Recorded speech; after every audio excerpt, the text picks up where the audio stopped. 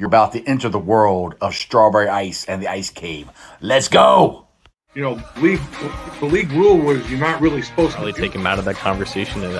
He started from absolute scratch. I would draft Aziz Ojulari or any. Nobody's doing 7-step drops in playing tackle for him. So Right. it's He's almost 22 years old. Devonta Smith, same thing. You just can't. You can't do that. You can't do I that. thought that 2010 that he should be in the Hall of Fame, and they put him in after he was gone. So that's why. To fill the stadium. I remember you guys saying that. It's crazy. Fans. I see that he's taken the non. But overall, that line wasn't better. No, They still. He's talking to the refs and saying, "Hey, I'm not going to get those calls." he's coming. He's coming, and he'd be in section 158 with me. So These guys have learned basically since they've been in the major leagues.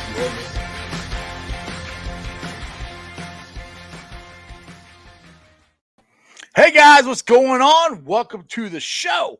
This is Sports with Strawberry Ice. I'm your host, the Iceman, Jeff Trinopole. And as always, I'm bringing you sports from a West Side point of view right here in the great city of Cincinnati, Ohio, home of Jackpot Joey Burrow and the Cincinnati Bengals. And the Cincinnati Reds are only half a game out of the wild card. How much fun was that game last night? We'll get to that here in a minute. Now, do me a favor. If you found the show, hit that like and subscribe button. Smash that thumbs up. I'm up to 1,306 subscribers. That is awesome. I appreciate every single one of you guys. Now, if you're watching on Facebook or if you're watching on Twitter and you have not subscribed to my show, do me a favor. Go to the YouTube channel. Hit the subscribe button. Hit the bell for the notification. So when I do go live, you guys will be notified because it's most times at 5:30, but not every time. Sometimes I do it a little later. And also, if you like to support what I'm doing, you can go into the YouTube channel and give me a super chat. I would greatly appreciate it. It just helps me out. Now, this show and every show is brought to you by T Properties. T Properties, quality housing for quality people. Check out their website at www.tpropertiesllc.com for all your rental property management needs and your rental needs. All right, guys, got a big show today. We got Dan Hoard coming on today live at around 6 o'clock is when he said. So you guys are stuck with me for a half an hour. He's the Bengals broadcaster. He's the Bearcats broadcaster for football and basketball. So he's one of my favorite guys to listen to in the broadcasting business. Now, this just happened. Like I said, the Reds are a game and a half out of first place. And this is what I was rehearsing. I kind of rehearsed what I'm going to say a little bit before I start the show. Then after I kind of wing it. But, I'm saying last night was so much fun watching Joey Votto get his 2000s hit, watching the Rookie of the Year, which if Jonathan India does not win the Rookie of the Year, then they should just take the award away. They shouldn't give it to anybody because that man deserves to be the Rookie of the Year. So they had that inning. It lasted about a half an hour. I'm not kidding. It lasted for like a half an hour. They scored 8 runs in one inning. Heath Hembry comes in, gives up 5. And I'm like, I was just talking to one of my buddies at work. And I'm like, why do they have it? Why, at least, I think Senzel should be up here. But if you need a reliever, why is Hembry up here? Go get Santillan. Bring him back up here. He looked really good out of the bullpen. And lo and behold, today, friend of the show, Charlie Goldschmidt, has just tweeted out the Reds have recalled Tony Santillan and DFA'd Heath Hembry. So that, I think, is a move to help the bullpen. That at least makes a little more sense than what they did yesterday. I still don't understand why Nick Senzel is not up here. Nothing against Jose Barreto, but he, Nick Senzel was the starting center fielder for the Cincinnati Reds at the beginning of the year and last year and the year before that. So he can also play third base. He can also play second base. I think he can play shortstop. So a guy like that might help out a little more, and Barreto might help him just to be in the minors so he can get everyday at bats. But he did get an at bat last night, and I saw a big difference from him last year to this year. Last year, he would swing at almost anything. He was overmatched. He came from single A all the way up. That's a huge jump. Last night, he was confident, and he had an eye for the strike zone. So it was very nice to see him get up here, get in the bat. He got to walk to run in. But if they're not going to play him, I almost really wish they just had him at AAA and with getting him at bats every day. Aaron, you saw me on the bridge today? That's cool. Were you one of the 5 million people honking at me? That's awesome. Yeah. That's all right. I know what you meant, Bridge. You spell I misspell stuff too. So what's up, Natty? So what's up to everybody in the chat? What's up, William House, John Wick, Anthony, Jacob, Aaron, Natty? What's going on, guys?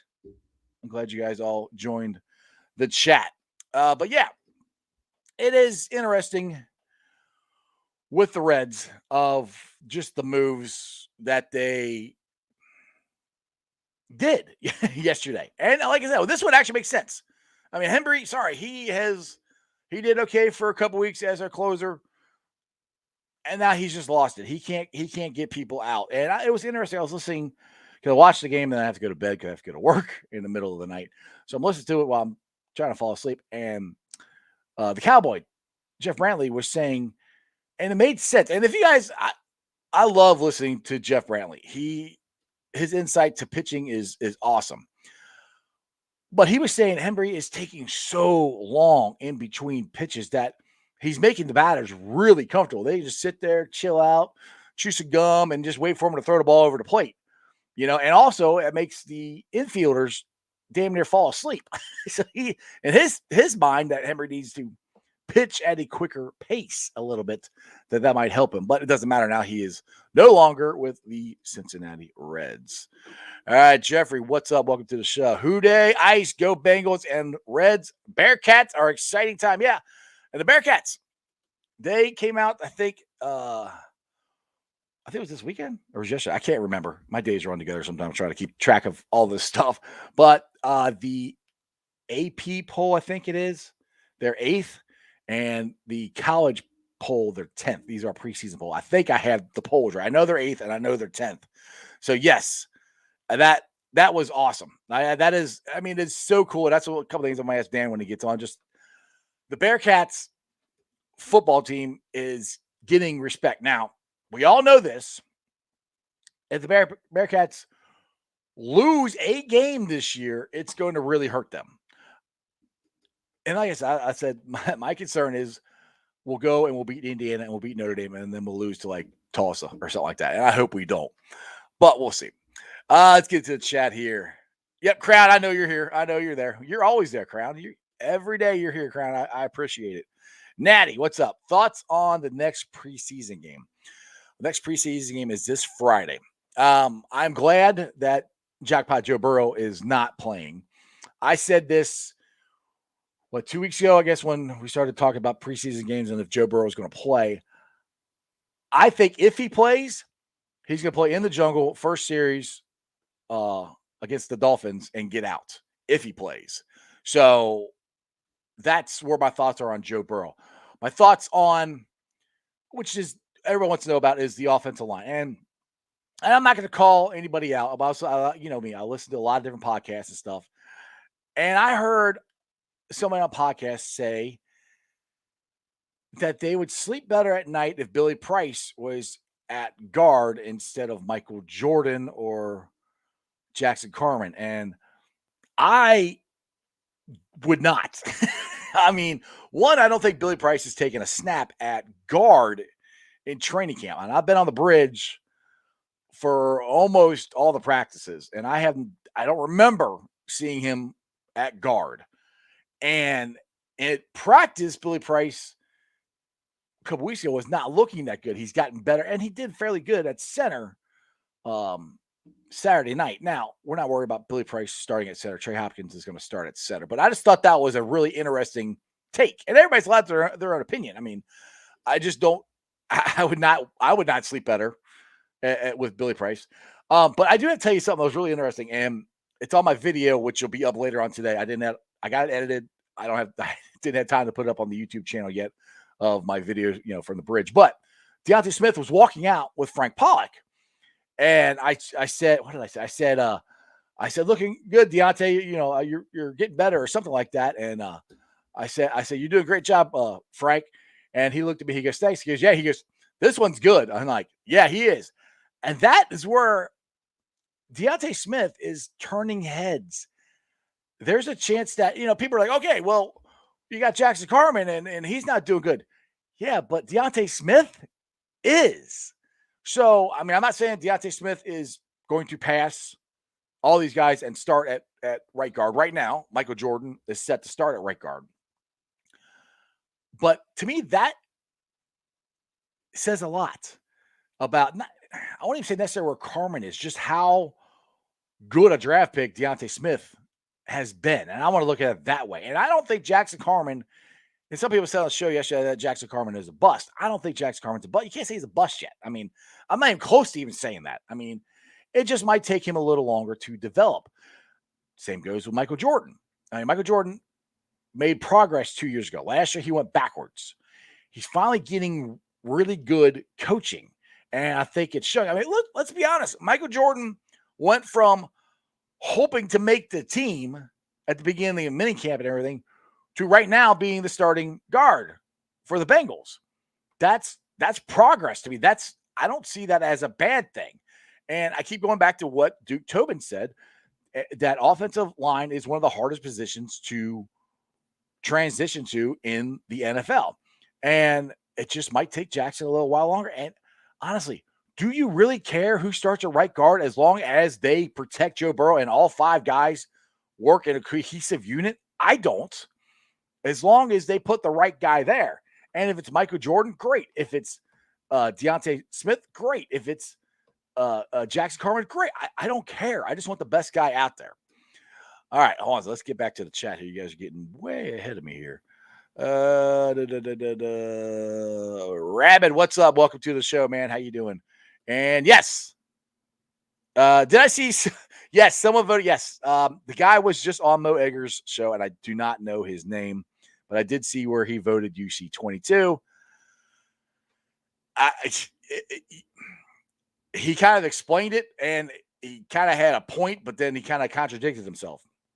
His point was that UC hasn't beat anybody. Like, we didn't beat Georgia.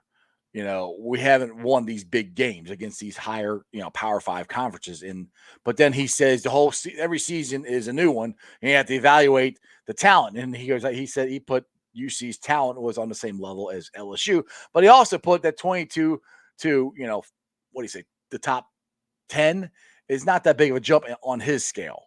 So yes, I did see that somebody voted as 22, which it's preseason. It doesn't really matter to me. I mean, it does. It's cool. It's awesome that UC is that high. But if they don't go out and prove it, if they can go out and lose a game, they're going to drop down really, really far. Chris, what's up? India was on fire. Osai looks great. UC is 8. Yeah, India, like I said, I think he should be Rookie of the Year. Osai, from everything that I'm seeing, I haven't heard that I haven't really heard a whole lot of information about his wrist, other than he will most likely be ready to go opening day, which is good. And if he can do what he did against the Buccaneers all year, we got ourselves a pretty good pickup there. He's going to be awesome. I want to see a little bit more out of Drew Sample. I want to see, I'm not saying he played bad. I want to see him get that kind of pressure on the quarterback. That's what I want to see. Charles, what's up? Saw your predictions on the Bengals record, and I'm going bolder, 12-5. Oh, there you go. Hey, that's even bolder than what I got. That's cool. I will take. And like I said, we got to get off to a good start, but it is a tough schedule. But the way it's laid out, I think it's in the Bengals' favor. I mean, there's a really good chance going to that Green Bay game. I think the Bengals could be 4-0. I really do.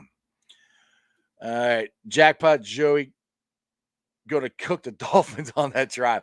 Well, I hope so. I will be in the stadium. I can't wait. I'll be in the stadium in section 158. That's awesome. You have Dan's last. I spelled it. That's the way he spells it. How did I spell it? Hold on. I looked that up to make sure I spelled his name right. Are you kidding me? Don't tell me I spelled his name wrong. Oh, man. Let me see here. I'm going to be upset. I spelled Chris Welch's name wrong. Hoard. That's how he spells it on Twitter. I can't see how I spelled it. I thought that's how I spelled it. But if I did, I'm sorry. I hate when I do that stuff. Jared Trenopole is checking in. Bearcats football has a great team beat the Irish. it's going to be fun. I wish I could go to that game, but man, that is so expensive to go to that freaking game. All right, Jeffrey Williams, what's going on? What's your thoughts? Oh, yeah, Adams. Yep, he just signed right before I went on, I found that out. He signed a 4-year, $75 million contract for the Seahawks. Thinks Bates can reach enough for him to be happy on his contract. I actually think it's a good thing. I don't think they're going to pay him $75 million.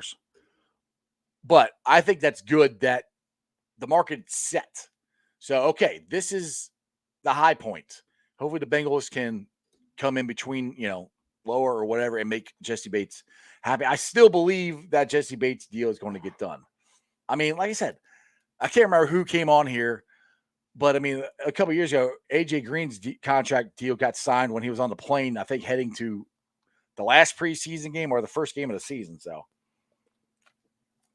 I'm really not worried about Jesse Bates' contract. I really hope they do sign him. I want him nice and happy and just not worrying about his contract. I want him to just get out there and play like the best safety in the league. But I do think that's a good thing that Adams is signed. Anthony, what's up? With how well Deontay is playing, do you still believe he's a right tackle of the future, or is he better staying at guard in your opinion? Well, right now he's playing better at guard. But he did get some snaps at tackle in the preseason game. So it looks like he got better. I still believe he is our future right tackle, but if he wins the position and he's our starting guard, they might not move him. Because then the thing is, you got options. I mean, Jackson Carman did play tackle. You could eventually move him out there. So honestly, I'll put it to you this way, Anthony. I think we have a very good shot of finding our right tackle and our guard in that draft, either Jackson Carman or Deontay Smith, vice versa. But right now, Frank Pollock's walking out and telling me, which Frank Pollock has no idea who I am, just some crazy guy on the bridge that comes to practice every freaking day, that this guy's looking good. That tells me that Deontay Smith is ahead of Jackson Carman. And Michael Jordan better, I won't say shape up, but keep continuing to do what he's doing. But it's good. It's like I said, I look at it as a good thing. I mean, Jackson Carman, sometimes guys develop slower. It's just the way it is, But maybe they really hit on Deontay Smith. We will find out. John Wick, Bengals can win 10 or 11 games for sure. The games that will be toughest are the Chiefs, Chargers, Ravens, and Packers. I custom my own show. Let me try that again. Chiefs, Chargers, Ratbirds, and Packers. Yeah, and the funny thing is with the Packers, to be honest, John, Aaron Rodgers has a losing record at PBS. So what's that mean? I mean, that means he hasn't won here that much. So they could surprise some people. But yeah, I think I agree with you on all those. Now everybody gives me crap because I got us beating the Chiefs. But I don't know. I just a gut feeling. And like I said, I'm just a fan with a YouTube channel. It doesn't really matter what I predict. It does not matter at all. All right. We got Mac here. Matt Crenshaw, how you doing? Agree. If Smith is good, then it doesn't even matter where he was drafted. Exactly. Yeah. I don't care. I don't care who the starting five are. As long as they're good and they keep Jackpot Joey Burrow upright. That's all I care about. And to me, it gives Jackson Carman time to develop, which look at Michael Jordan. If he is developing as much as it looks like he is, where he's starting above Seraphilia, Jackson Carman, who you drafted for that position, and Deontay Smith, who looks like he's the favorite of Frank Pollock right now as far as rookies go, and Michael Jordan's still starting, that's where I'm like, you guys can develop. And I'll even give it to Billy Price. I mean, I don't really want to see him at guard because I have not seen him take a snap at guard. That's all I'm saying. But he looked good Saturday night. I mean, he played a lot. He looked better playing than he did when I saw him a couple weeks ago in practice. Now, getting the last couple weeks, he's looked better. But I do have to tell you, and Jay Morrison tweeted this out, Joe Burrow threw the longest bomb I've seen him throw to CJ Uzama today. It was awesome. And by the way, I told CJ Uzama, I said, hey, when you score a touchdown, I'm trying to get everybody to go, or catch a pass. Everybody go, Uzama. I think that would be cool. He liked it. So just Bengal fans, when 87 catches the ball, let's go, Uzama. All right, let's see here. Crown. I don't care if here an offensive lineman named the wheel season. Don't know what that means there, Crown. Here, either I read it wrong or you typed it wrong. Thad Moss is about to make the team. That's another conversation, which is kind of cool. I guess because I'm out there so much that they're starting to talk to me.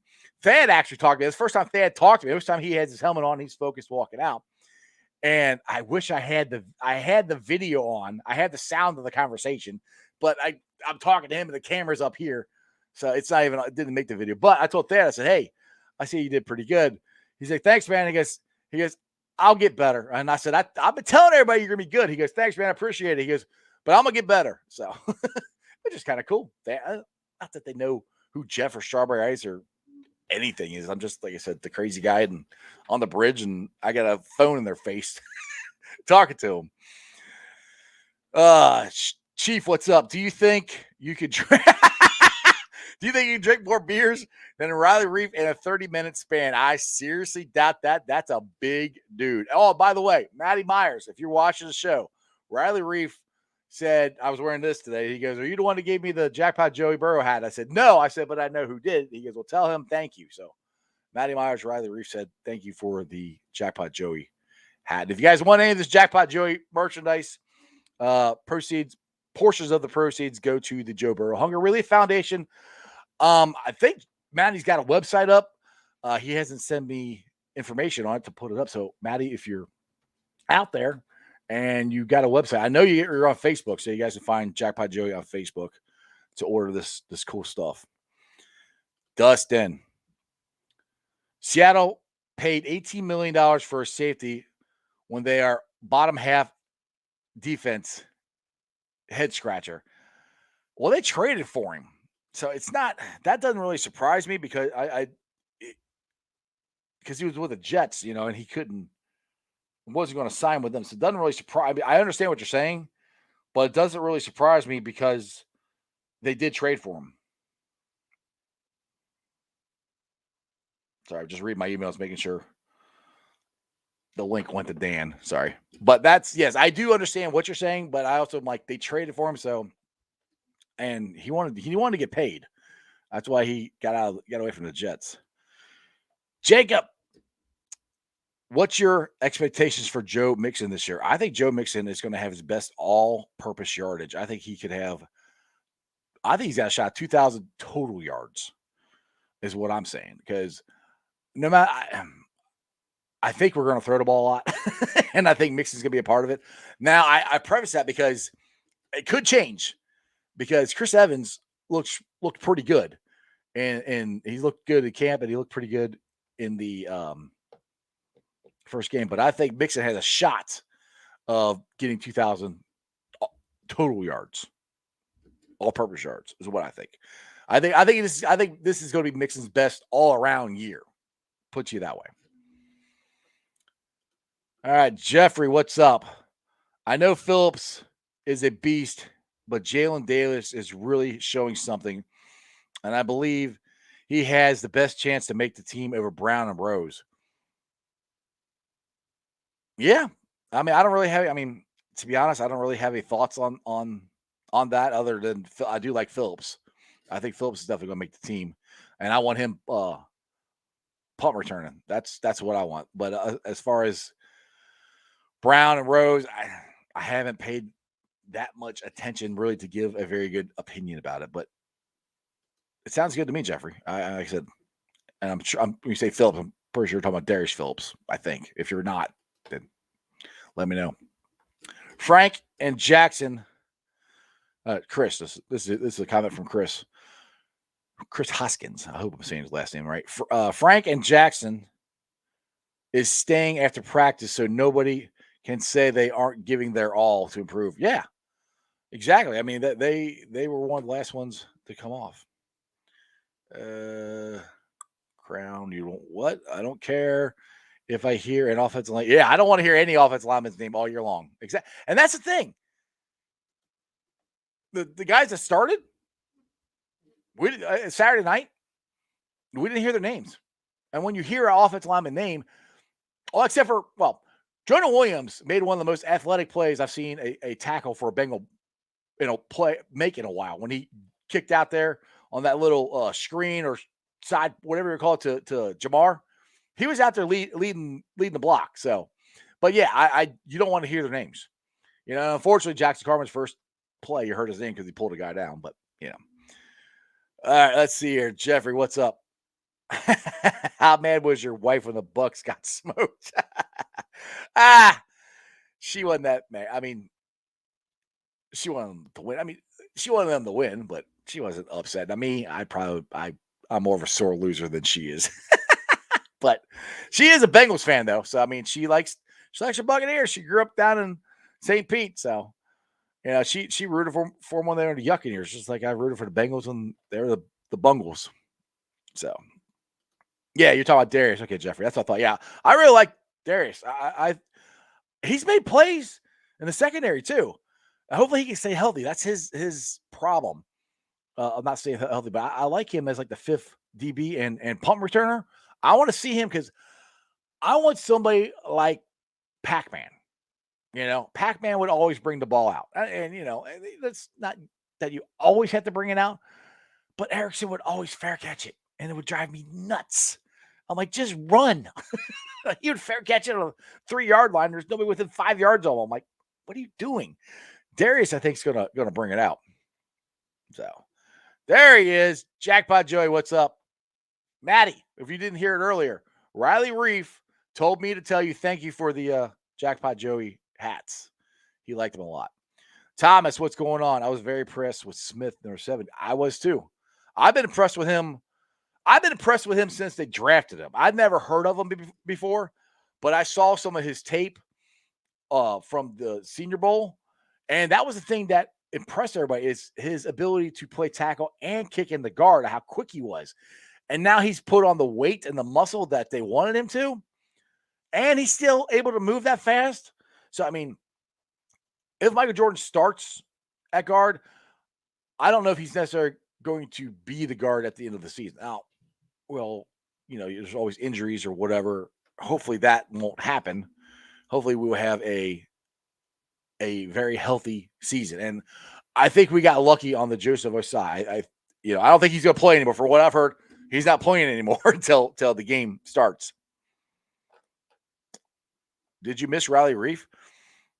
No, he's told me that you weren't down there today, Maddie. I didn't see it anyway. But yeah, Riley Reef came out when I was at the beginning of training camp or practice today, and he asked me if I was the one that gave him the Jackpot Joey Burrow hat because I was standing next to you when you threw it to him, so he couldn't remember. And I'm a little bigger than you are.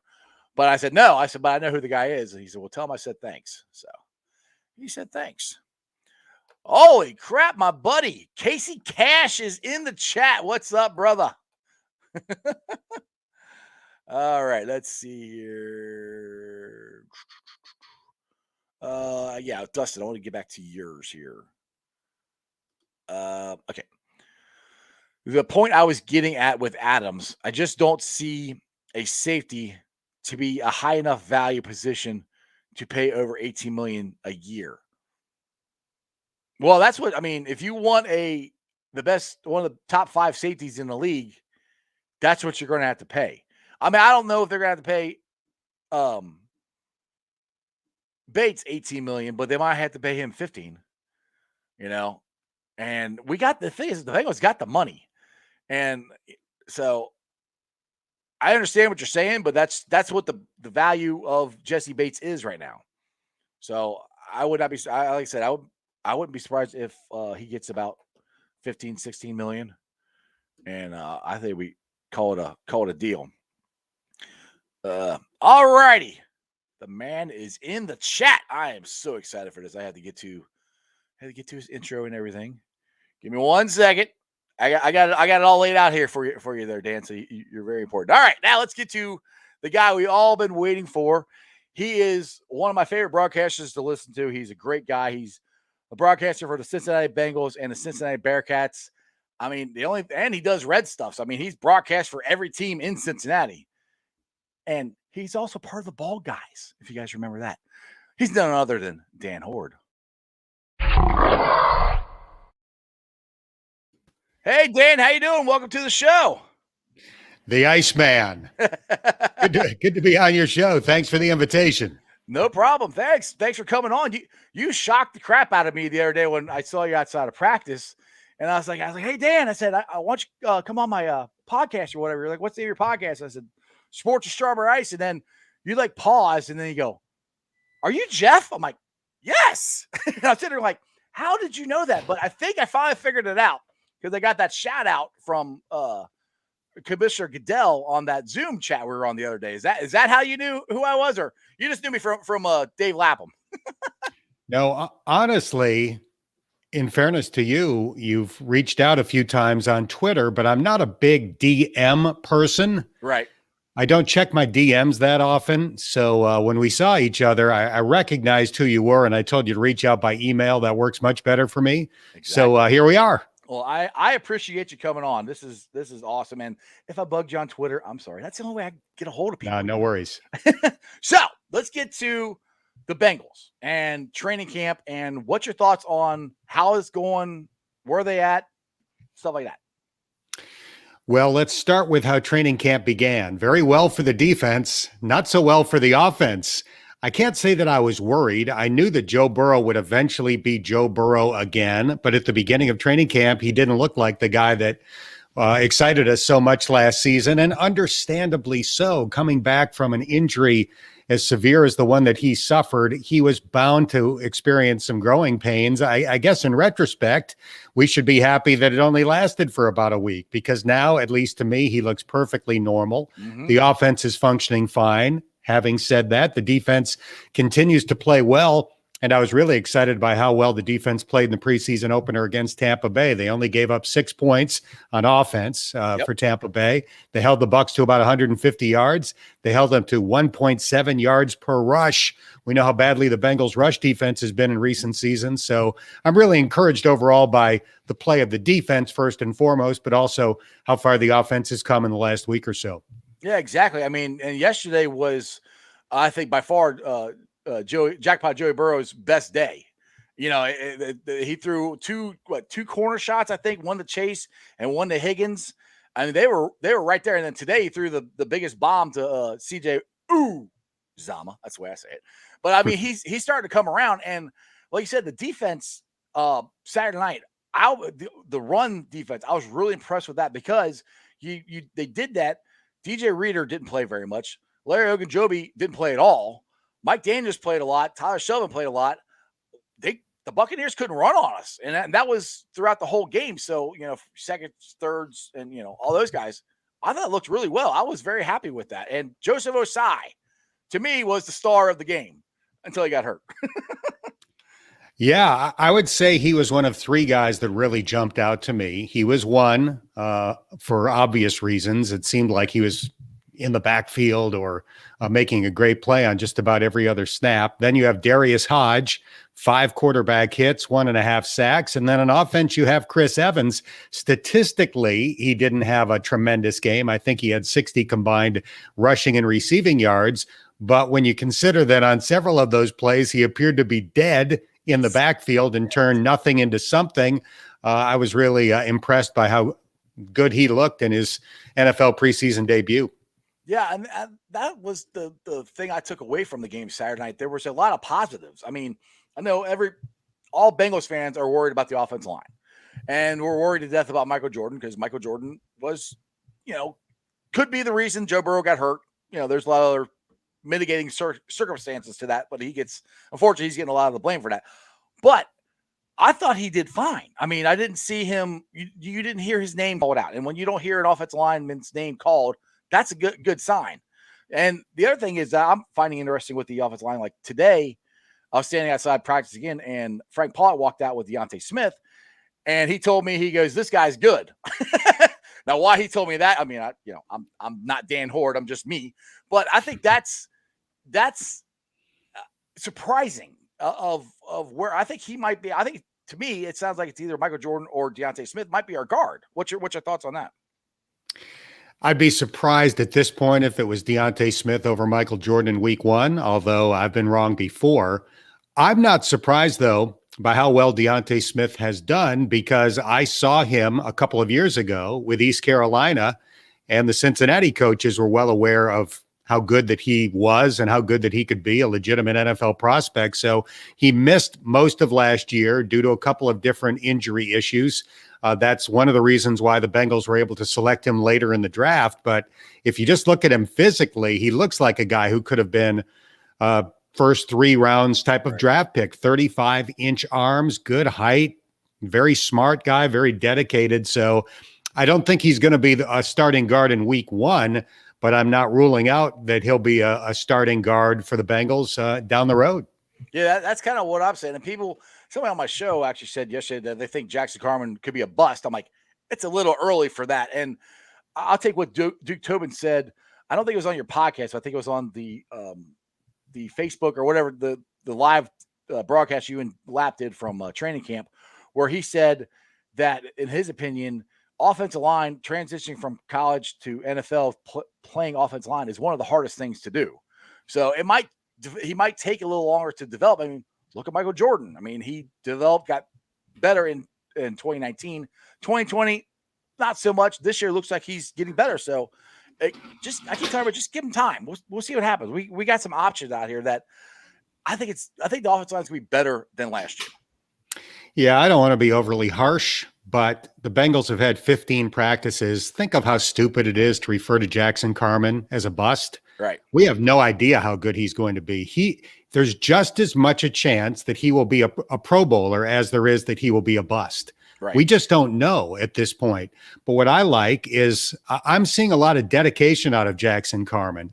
I think he showed up for camp a little bit overweight. You can criticize him for that. Right. But the last several practices, I have seen him staying late, one day doing stuff on his own, yesterday staying late to get specific one-on-one instruction from Frank Pollock. So the guy wants to be good. It might take a little bit longer than we had hoped. And again, I don't know, maybe it won't work out. But to consider him a bust based on 15 practices and a preseason game where he actually did pretty well is just silly. Yeah, and the other thing that other offensive lineman that I guess surprised me, but you didn't, and he played a lot, was Billy Price. I thought he held his own. You know, I still think Trey Hopkins is going to be the starting center day 1. I don't think, he's taking his job, but that is good for the Bengals as far as backups go, because that's one thing that does concern me about our offensive line is our depth, because I wish we would pick up another veteran offensive line, and I think the Bengals might do that toward the end of training camp, but seeing Billy Price step up and play better, and he was one of the Frank Pollock's biggest fans, so seeing him develop and getting better is a good thing. I think we were already seeing Frank Pollock's development of this offensive line with Michael Jordan and Billy Price. No question about it. And I agree. Billy Price has had a good camp. He played the entire first half of the Tampa Bay game and played pretty well. I like Billy Price, and I like the fact that over the last couple of off seasons, he's gone to Dallas to work extensively with Duke Manyweather, one of the top offensive line gurus in the country. He actually moved to Dallas this past off season so that he could be there year round and get even more work in the off season with Duke. So Billy wants to be good. He wants to justify being a first-round NFL draft pick. I do agree with you that Trey Hopkins is ahead of him on the totem pole, but offensive linemen get hurt. It's hard to play 16 games. So they're going to need that depth. And I think they're in good shape at that position with Trey and Billy. Exactly. Now, Matty Myers, who's Jackpot Joey on here, wants to know if, first of all, are you enjoying the hat you got, and are you going to call him Jackpot Joey Burrow? Is he going to be is that the new nickname for the quarterback, or replacing the red rifle, or are we just gonna have to wait to opening day and see what you say? Yeah, that's TBA. I don't want to manufacture a nickname necessarily. I don't want to go into it thinking that I have to come up with one or use one that somebody else has come up with. I prefer that it be a little bit more organic, for lack of a better word. So we'll see if something feels right or sounds right or seems to be picking up momentum from Bengals fans, then I will consider using it. But I don't want to go into the first game of the season planning to force that in there. Totally understand. All right, let's get to Jeffrey here. He says, "Who day, Mr. Hoard? Do you think we will see?" I can't say that word. Thank you. In the second or third game, so we can see his skills. Yes, I do. I don't know if it'll be game 2 or 3, but I think it's certain at some point that they will get some snaps for Eric Dungey, partly just to do him a solid, for lack of a better expression. The guy's going through training camp. He wants to make his NFL preseason debut. And it's still kind of being worked out, I think, how they feel about 3 preseason games versus 4. So is the second game the so-called dress rehearsal? Is the third game the so-called dress rehearsal? Or have we done away with that whole concept? I'm not sure. But I do think at some point, Eric Dungey will get into a game. I'm interested in him because I went to Syracuse. He played at Syracuse. He set the school's all-time record for passing yards. He led Syracuse to a huge win over Clemson a few years ago when the Tigers were number 2 in the country. So he's 4th in the pecking order. I don't think he's going to get a lot of preseason action, but at some point, I'm highly confident they'll get him into a game. Awesome. Now, Matty wants me to tell you this about the Jackpot Joey stuff. Portions of it are going to the Joe Burrow Hunger Relief Foundation, so he's going to donate $250 to the foundation tomorrow. So he wanted me to let you know that. So not only are you the Bearcat or Bengals broadcaster, you're also the Bearcats broadcaster. And it's come out that the Bearcats have gotten their highest preseason ranking ever. One of them's got them at 10th. One of them's got them at 8th. I'm excited more than football in Cincinnati is going to be a lot of fun this year. What's it like to broadcast a team that's actually getting national respect now? Because I mean, you've been there with Tommy Tuberville years, or let's just say we'll just leave it at that. It's Tommy Tuberville years. They weren't that great. And to this now, you went from Brian Kelly to Tommy Tuberville, now to Luke Fickell. What's this journey been like for you as a Bearcat broadcaster? Well, Jeff, if you look at the tenure of the years that I've been doing the games, I've been really, really lucky because by and large, they've been pretty darn good in the years that I've been behind the mic. If you go back to the tail end of the Rick Minter years, those weren't necessarily all that great, but Mark D'Antonio had a tremendous final season that helped him get the Michigan State job. Brian Kelly had 3 great years, highlighted by the Orange Bowl and the Sugar Bowl back-to-back. Butch Jones had 1 bad one, then 2 straight years where he won 10 games, giving him the Tennessee job.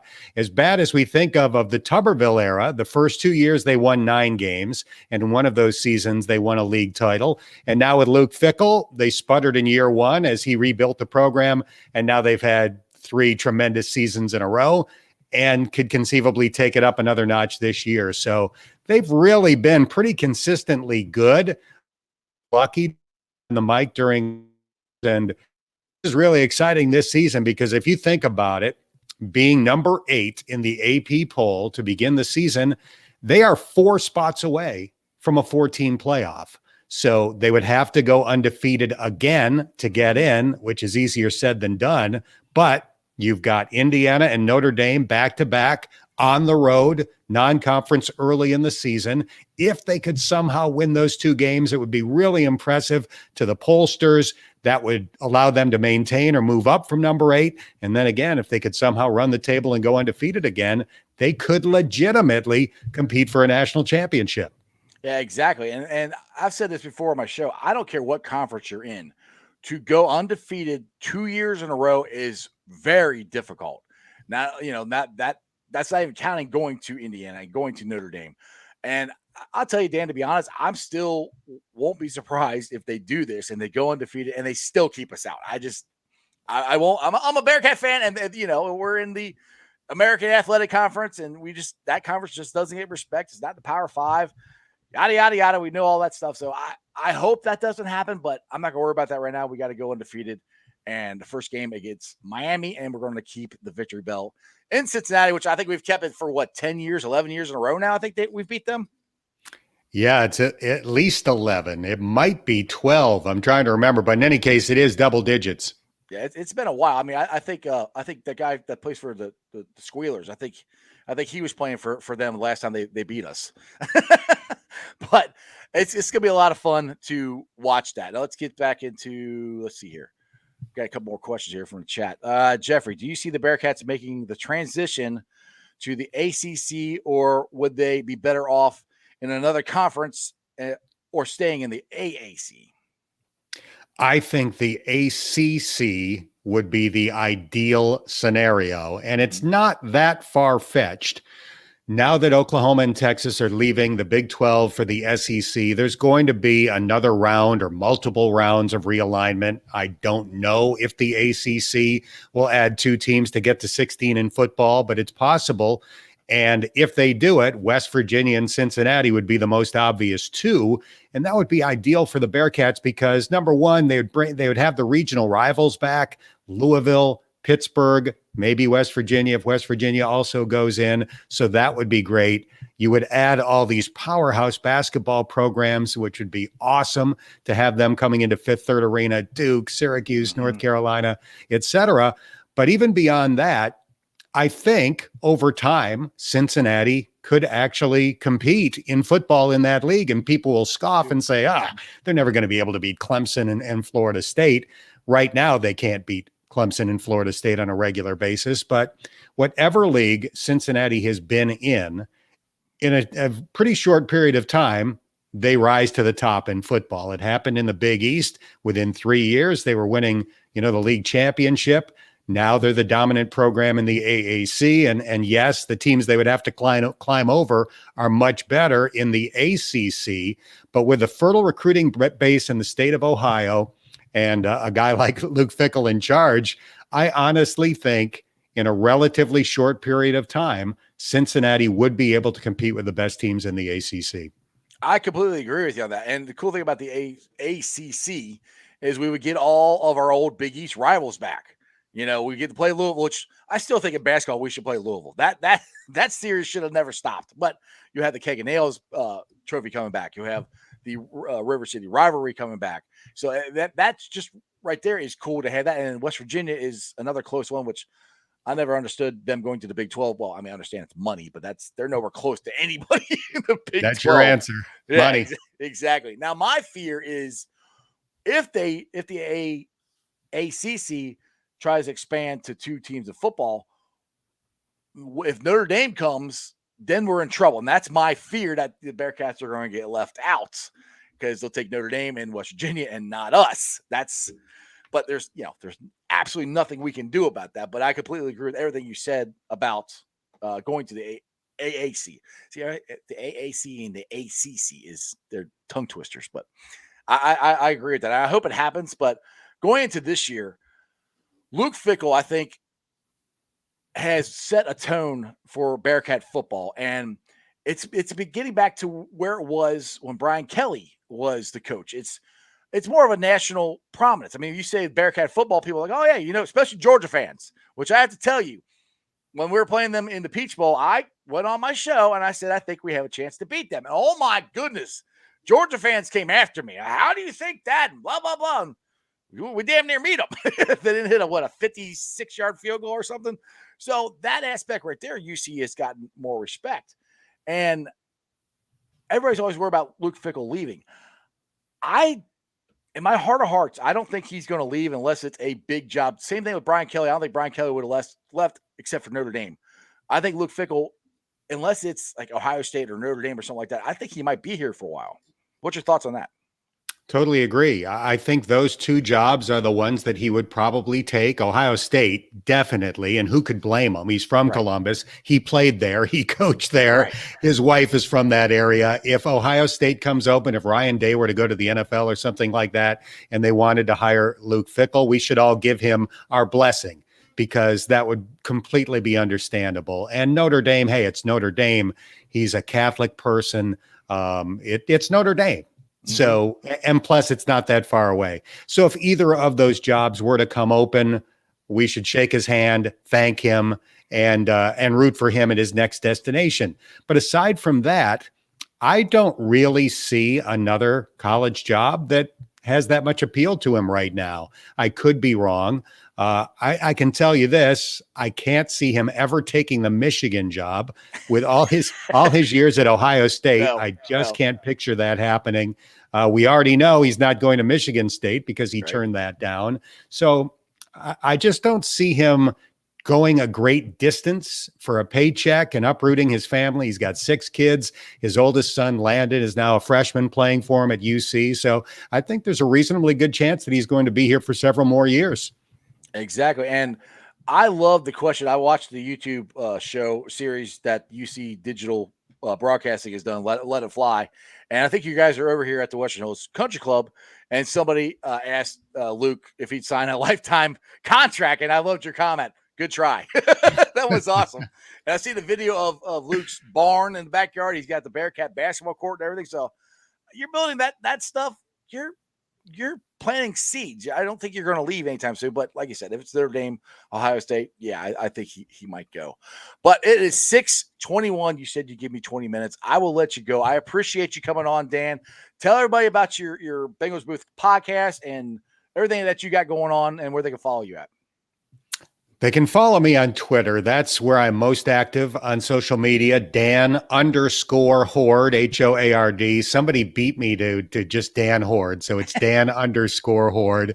I do the Bengals Booth podcast. You can find that anywhere that you find podcasts. Now that we're into the preseason, I'll do 2 episodes a week of that. And obviously, most importantly, listen to the games when you're in your car and you can't watch the game on TV, whether it's the Bearcats or the Bengals. With UC, it's 700 WLW. With the Bengals, it's that plus 1530 plus 13 or plus FM on WEBN. So plenty of opportunities to find those broadcasts when you're not able to watch the game on TV. And I just real quick, there is a Bengals Booth soundtrack now that Jed DeMusy, former Channel 12. Correct. Yeah, I haven't looked it up yet. I need to go look that out because listen to your podcast the other day. And so if you guys watch or listen to the Bengals Booth podcast, Dan entertains us with the beautiful sounds of his voice before every broadcast. Yeah. Well, so the podcast titles all come from the name of songs or lyrics from songs.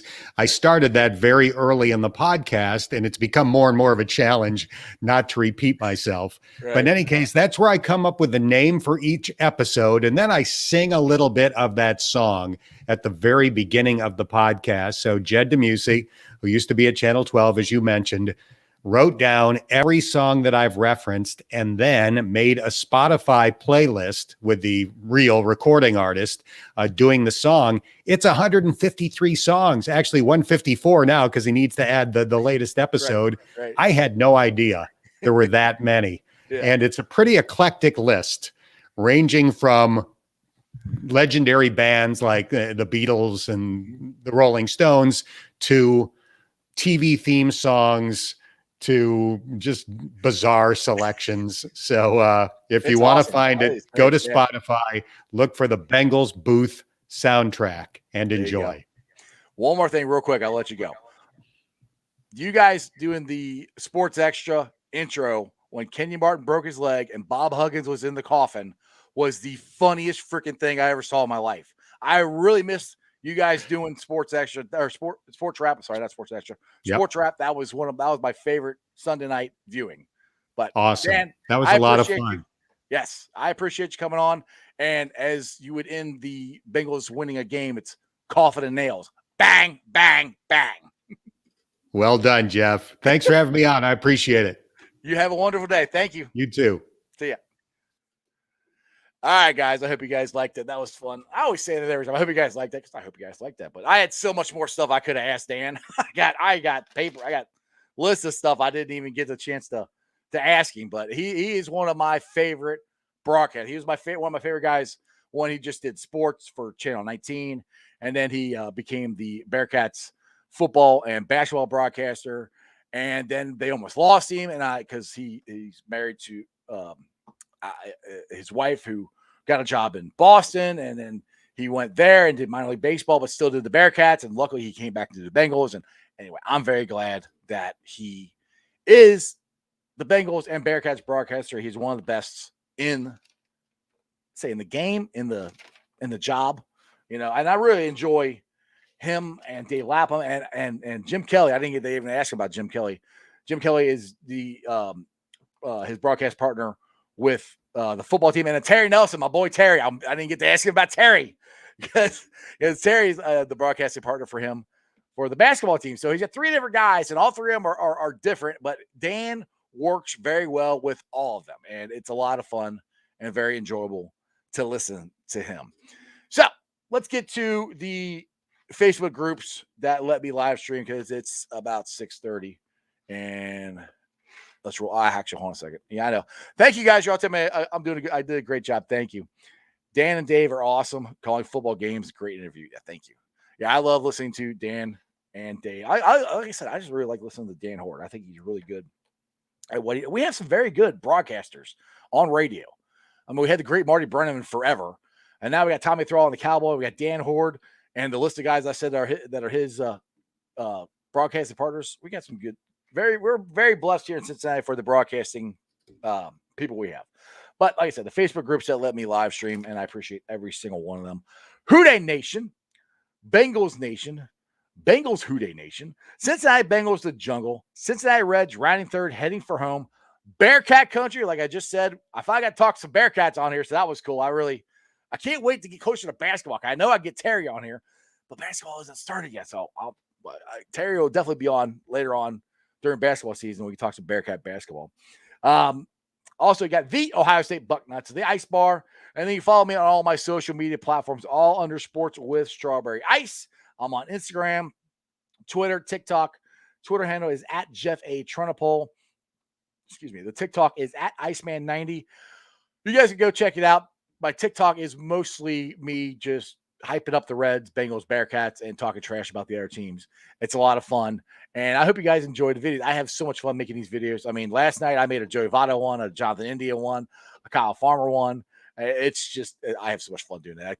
I almost do it too much because I see why my 17-year-old daughter is always on TikTok, but she's dancing and stuff. I'm making sports videos. But anyway, you can follow me on there. I'll be pulling out the sound later on tonight, putting it on the podcast. You can find it on BeanPod, Apple Podcasts, iTunes, Spotify, pretty much wherever you get your podcast. YouTubers, my originals, you guys are awesome. We're up to 1,306 subscribers. That is awesome. As always, I appreciate every single one of you guys. And other than that, let's go watch the Reds. I've enjoyed them kicking the snot out of the scrubs.